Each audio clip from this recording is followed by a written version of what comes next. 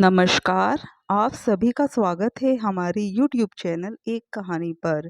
दोस्तों आज की कहानी है पतिदेव मेरे लिए बोलते समय आपकी ज़बान को लकवा क्यों मार जाता है। संजय चुपचाप हॉल में बैठा तमाशा देख रहा था। दोनों देवरानी जेठानी आपस में लड़ रही थी। आज उसकी पत्नी मेघा चुप होने की जगह बराबर बोल रही थी, लेकिन मजाल संजय एक शब्द भी बोल गया हो। देवरानी विनीता गलत होते हुए भी अपनी गलती मानने को बिल्कुल तैयार नहीं थी। संजय ने मेघा को चुप कराने की कोशिश भी की थी, पर आज तो मेघा जैसे शेर पर सवार थी, किसी के रोके नहीं रुक रही थी। आखिर मन के अंदर जितना भी सारा मवाद भरा हुआ था, वो निकल निकल कर बाहर आ रहा था। आखिर सहन करते करते 1 साल जो हो चुका था। विनीता शुरू से ही तेज तर्रार रही है, हमेशा अपने काम मेघा पर डालकर खुद आराम कर रही होती थी। सासू माँ की तारीफ कर करके उन्हें तो अपने वश में कर रखा था। विनीता और मेघा की शादी एक ही दिन हुई थी, पर क्योंकि मेघा का पति बड़ा था इसलिए मेघा का दर्जा जेठानी का था। मेघा पूरे परिवार को साथ लेकर चलने में विश्वास करती थी, इसलिए कभी किसी के काम से इनकार नहीं किया। जबकि विनीता को सिर्फ अपने और अपने पति से मतलब था। ज़्यादा से ज़्यादा हुआ तो सास ससुर का कर दिया। विनीता जब भी कहीं घूमने जाती थी तो मेघा पूरे परिवार का खाना बनाती थी, लेकिन जब मेघा और उसका पति साथ कहीं घूमने जाते तो विनीता सिर्फ और सिर्फ अपना, अपने पति का और सास ससुर का खाना बनाकर रखती थी।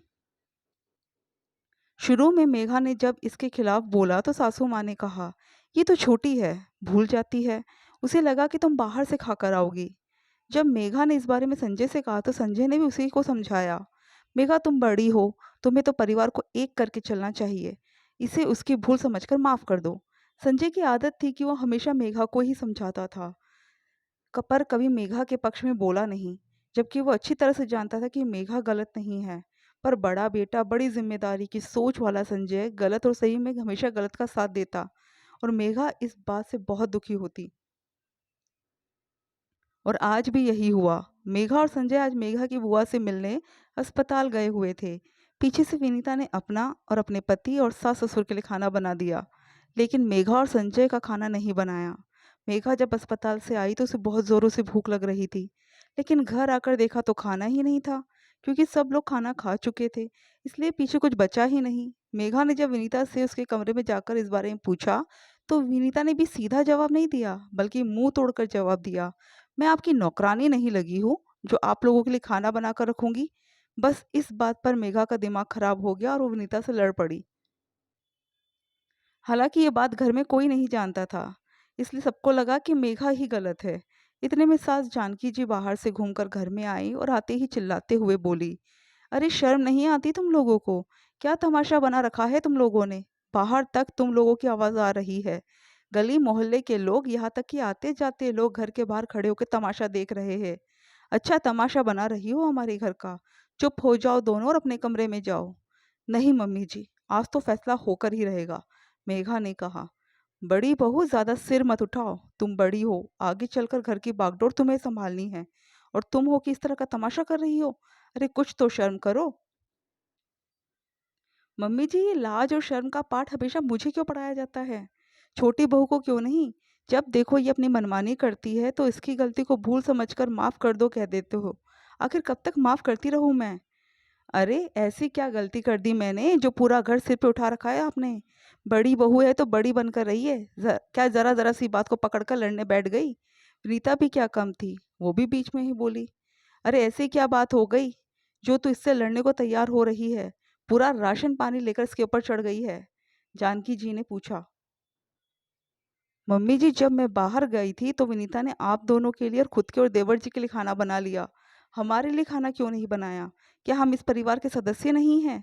या हम ये कहकर गए थे कि हम बाहर से खाना खाकर आएंगे? अरे बस इतनी सी बात। नहीं बनाया तो तुम खुद बना लो, तुम्हारी जिम्मेदारी इसके सिर थोड़ी ना है जो इतनी सी बात पर लड़ पड़ी। जानकी जी ने कहा। अच्छा मम्मी जी, ये इतनी सी बात है?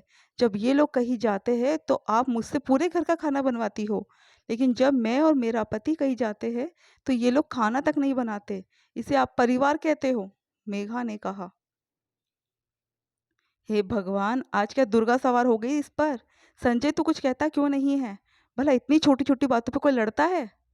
जानकी जी की बात सुनकर संजय अपनी जगह से उठा और मेघा के पास आकर बोला, मेघा, क्यों तुम छोटी सी बात का बतंगड़ बना रही हो? 4 रोटियां सेकने में तुम्हें क्या जोर आ रहा है, जो बेवजह पूरे घर का तमाशा कर दिया? बस पतिदेव, आज आप कुछ नहीं बोलोगे।